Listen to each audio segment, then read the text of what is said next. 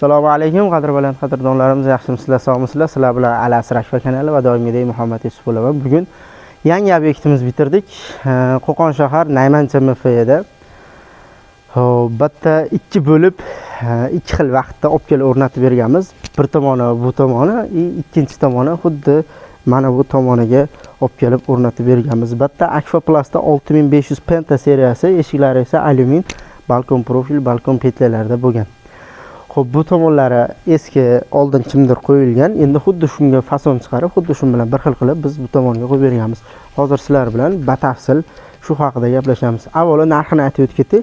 Mana shu tomonda o'zi 16.450.000 so'mga tushdi. Bu tomonining o'zi 18.000.000 so'm 700.000 so'mga tushdi, adashmayotgan bo'lsam. Bu tomonda narigi darvozaxonaga qaragan bir dona romi bor, shunisi bilan farq qiladi.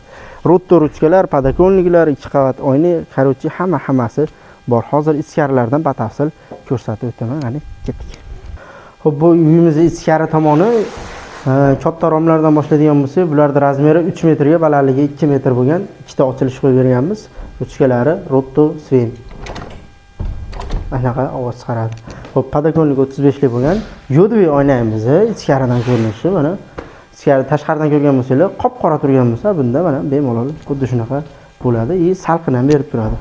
Xo'p, eshigimiz balandligi 270, eniga 130, balkon profilda termo ruchka, termo zamok. Zamogi ham hatto termoni zamogidan bo'lgan, tepaga ko'tariladi, qulpinadi, ruchka bosilmaydi.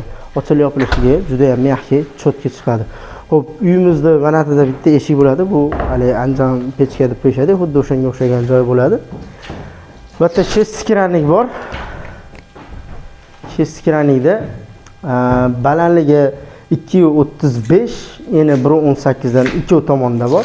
O'rtada 1 metrga 2.35 haqiqiy high-tech fason bo'lgan splashni ochilish qo'yib berganmiz. Bularda ham ruchkalari Rotto Sven bo'lgan.